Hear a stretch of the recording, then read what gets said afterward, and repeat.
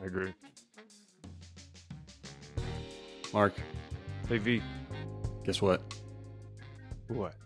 It's post-pod time. I don't know why I think this is such a fun little game that we play. For us, it's fun. It's really entertaining. Our listeners, just get over it, I think, boys. Yeah, I know it's post-pod, guys. Just get on with it. Yeah. So, Jennifer. Yeah. So much to chew on there. And yeah, so much thought from her perspective on strategy. Like I say this, I feel like I say this about a lot of people, but I genuinely really like how much time she's put into it, and I like into thinking about what strategy is and what it isn't, and how you create it, and how you make decisions in integrative thinking, into the design thinking, and the strategic choice. Like, there's a lot to chew on there. It's really good. It's actually anytime we have an opportunity to talk to someone like Jennifer, it's really humbling because as much as I think I know around strategy, making those strategic decisions, being a strategic thought leader in an organization, et cetera, yeah, I quickly realized, oh my God, I just don't know what she knows, yeah. And I think in the way that she speaks and she articulates her thoughts, it just goes to show you that there is a I don't want to use the word framework, but there's a genuine thought process that goes behind great strategic thinking. And that comes with experience. It comes with constantly, learning, spending time with other incredible people that really push those boundaries. Yeah. Some of the examples that we brought up, you think about, the airline industry being disrupted or research in motion. I think it's a fantastic example, actually, to think like what could have been different. And if you're standing up an organization or you're in an organization, you don't have to look too far to say, hey, well, if BlackBerry had seen, or opened up BlackBerry Messenger, they would have been fine. BBM, for example. It's like, well, yeah, in hindsight, it's 2020, of course. But they were protecting at that point something that was key to their consumer. At the end of the day, it's just strategy for me is such a very interesting topic to get into. Totally. And Jennifer is just incredible. And yeah, I agree with you, the humbling part, because yeah, like and because it's about making choices, I do love that. It feels to me like there's an obvious place here for confirmation bias. Oh yeah. In that you want your choice to be picked. Right? And so you end up in this scenario where you might game the system to make your choice more attractive. Totally. Which part of that salesmanship, but if you're trying to get people on board with an idea and the reasons why you picked this set of choices as opposed to other set of choices, and to have it lasting and to have it impactful and have each of the departments within the organization then take that on as their own and build their strategies to support their original one.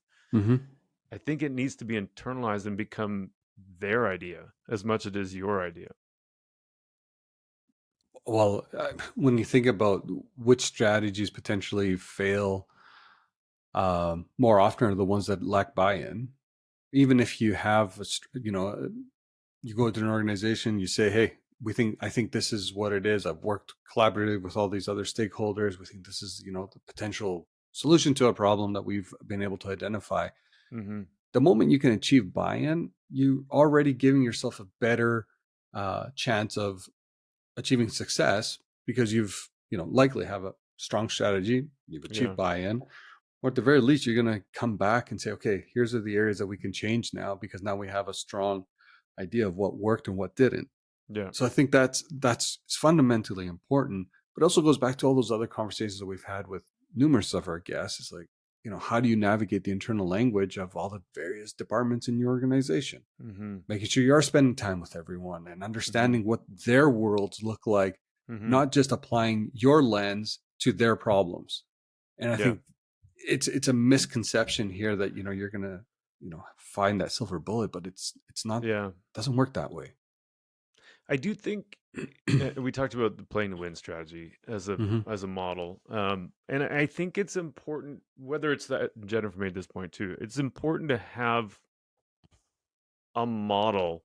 Like pick one, but Pick one. pick one. You know what I mean? Yeah. Like, because I think you can have the scenario where you and Ivy might talk to one another about, yeah, well, no, my strategy is this, and you could say my strategy is this. Yeah.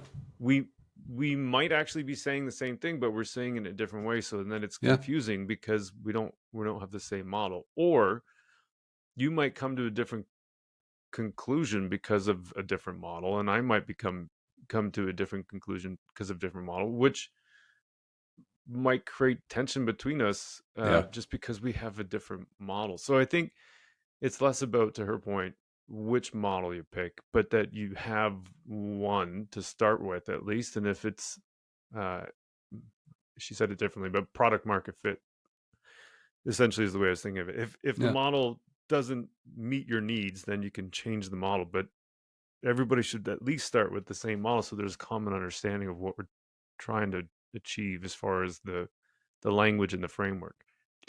Yeah, I agree with that statement. And I would even say, because she brought this up as well, is how do you achieve also an always on strategic mindset as well, right? Hmm. It's not something that happens.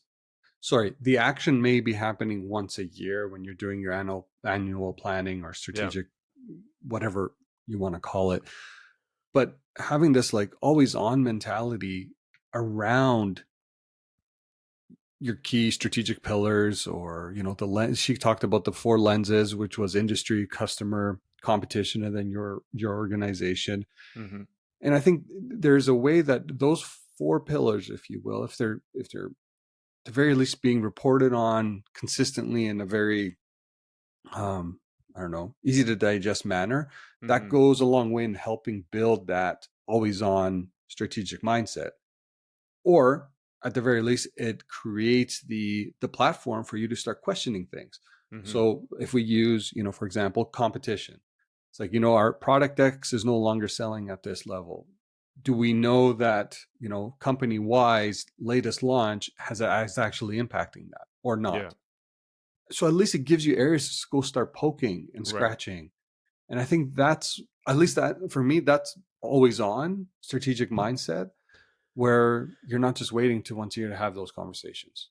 Yeah, that's a good point. Like, because going back to the model thing, if you have an agreed upon model, that also gives you an agreed upon diagnostic tool, Exactly. right? Like, because then you've got a common framework from which that everybody's kind of working. It's like sheet music. Like Yeah. if you have the same, if you're playing the same song with the same notes, like it'll Hmm. sound way better than if you're playing two totally different songs, or even the same song in a different key.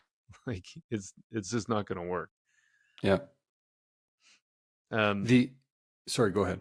no, I was just going to say, talking about the strategy and execution thing. I just wrote down Moneyball. Did you ever see the movie? Loved that. Good movie, Loved eh? it. Yeah, so So fun. good.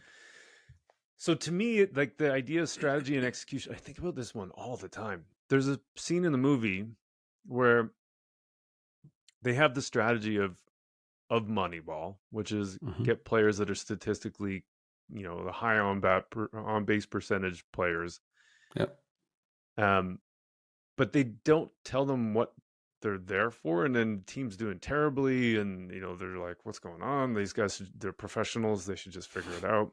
And then later on in the movie, they're like, "Okay, we actually need to tell Tell them them wh- why they're here. why they're here."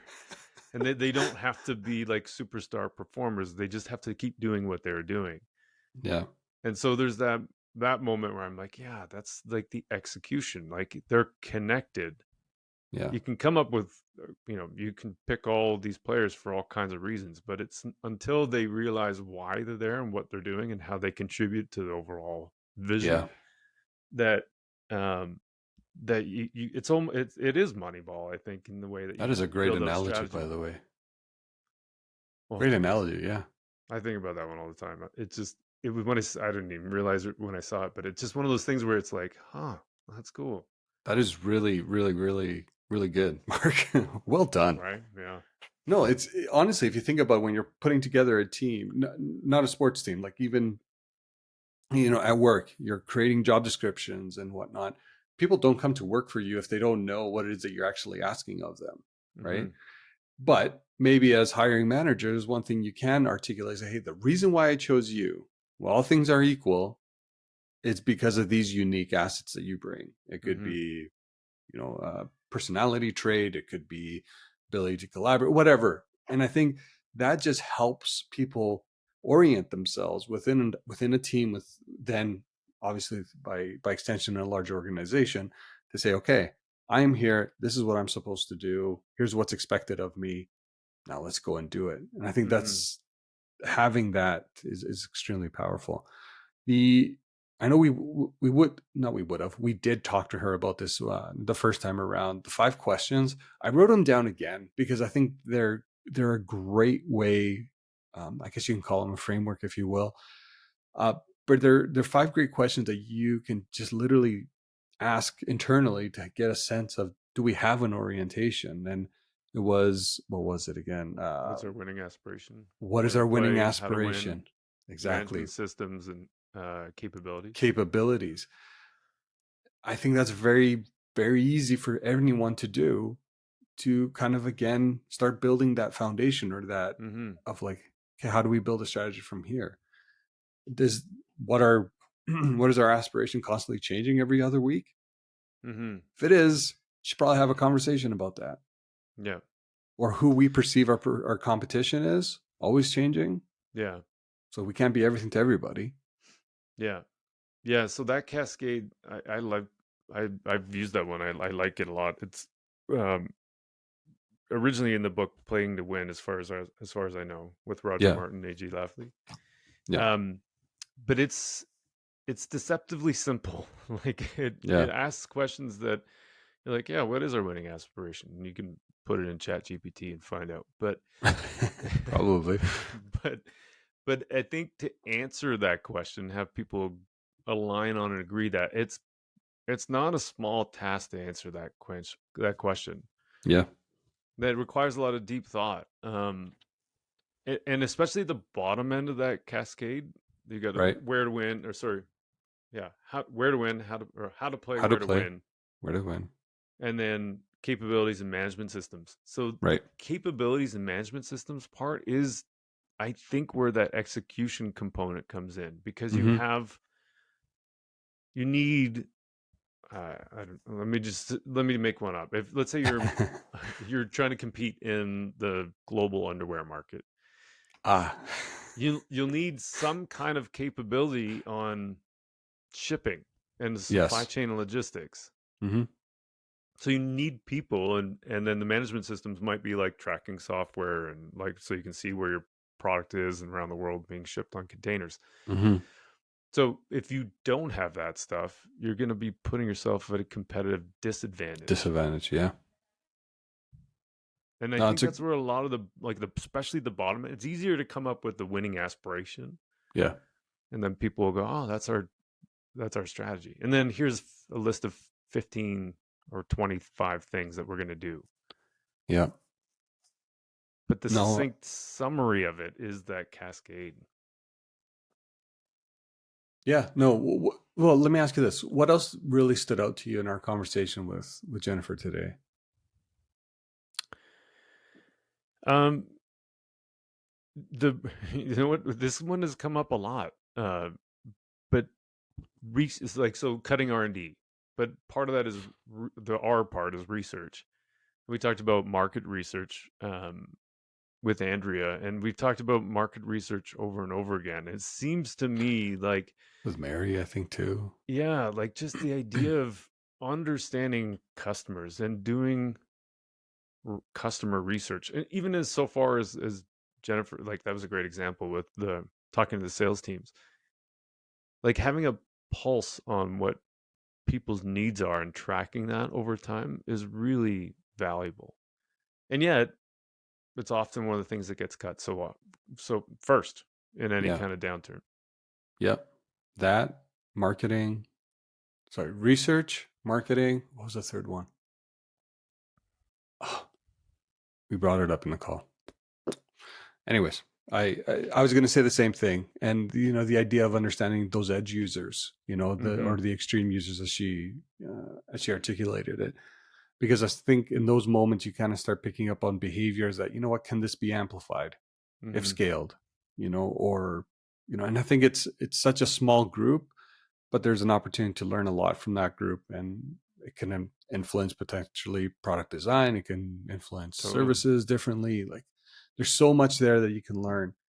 And at the end of the day, it's just being willing to put yourself in the position where you're collecting this information and Mm-hmm. you're actively reviewing it and understanding its importance, or understand what strategic importance it actually has Right. to defining your entire strategy. Right. Because at the end of the day, your front line, man, they're probably the most important part of delivering your product or service. Yeah. Yeah, and I think the front, like, that's where the connection, I think, it obviously is for brand building and customer facing Mm-hmm. activities. But I think that's where you have two different levels of information. The information at the front line is, I can see the tree. The Yeah. information, if you can, aggregate that, then you can go, oh, I see the forest. Yeah. And it's that change over time, because each tree might just be noise, right? Like, it might be one thing says one thing, another one Yeah. says something totally different. But in aggregate, that might help you see the shape of the entirety of the market, or at least, your part of the forest that Yeah. it exists. Strategy, man. I think we can just do every episode on strategy and we'd always be thinking or seeing or hearing something different. It's such a big topic that, Yeah, you know, it's I don't want to say it's hard to do right, because I think what makes it hard, sometimes there's conflicting opinions internally that you're totally. always navigating. But the reality is finding that alignment is so important. And Hmm. find a framework, stick to it. It doesn't matter which you choose. You want to use playing to win, use it.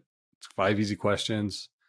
But at the same time, it's probably the single most difficult thing to get right in an org. Yeah, you could be right. I think it's difficult because it takes work to get there, And and it's, discipline. yeah, and discipline to get there. Yeah. You think a lot of organizations, especially the bigger ones, they have their own corporate strategy, or they have like their own teams that are sole responsibility is looking and building this out, and they Yeah. try to keep them somewhat, I don't want to say distant from other internal teams or the teams that are delivering day to day. Hmm. Uh, but Yeah. you know, I don't know. Well, on that note, like, I know with the play to win strategy, the other thing that it has is, um, like, the 5 questions we were asking about at a Hmm. corporate level, but then Hmm. there's also sub levels. So then it's not enough. In other words, a part of the communication, it's not enough to have just the corporate level strategy set. Then at that point, it's important for every department or division within the organization Right. to create their own connected set Mm. of choices that are laddering up to the organization's Yeah. overall strategy. And so I think oftentimes that's where it can go wrong, is that you don't give the people under you time to figure out their department strategy that is reinforcing your corporate strategy. Right. So it's just that execution going, yeah, Mm. here's our corporate strategy. Go. You know what I Go. mean? That's true. Yeah. I think I would love to have maybe something like note to selves. How do you internalize corporate strategy, or how do you build it internally Yeah. the right way? I think that'd be a good conversation to have. Yeah. Yeah. And on that note, like, I feel like if you start strategic conversation, your strategy conversation in October, November, let's just say October, beginning of Q4, Hmm. then November should be about the departments finishing their strategy. Yeah. December should be about making sure they're all connected.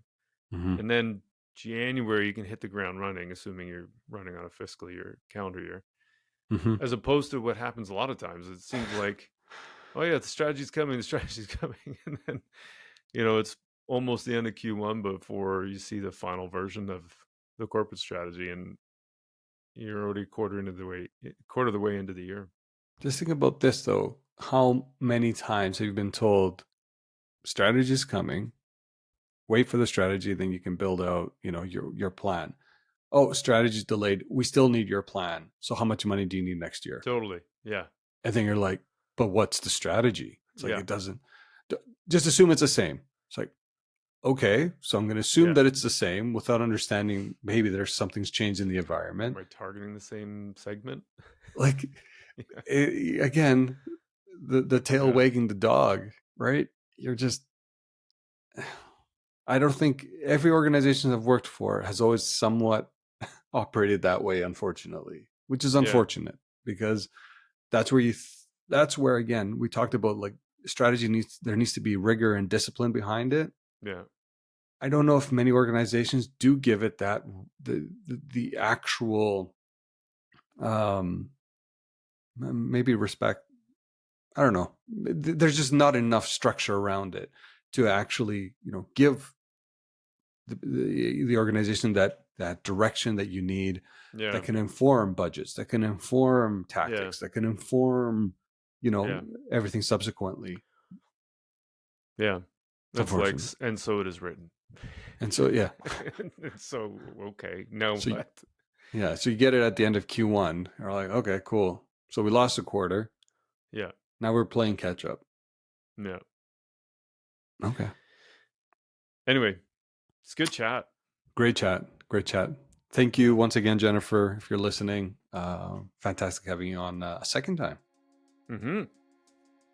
All right, V. Hey, wait, one last thing. Yeah. The fact that some of these people actually come back a second time is a testament to us. I got to say that. No? Yeah. Well, you're just charming, so I'll give you that. I just laugh a lot. I'm always smiling. All right. Okay, buddy. Have a great day, buddy. Yeah, you too. Adieu. All right. Ciao.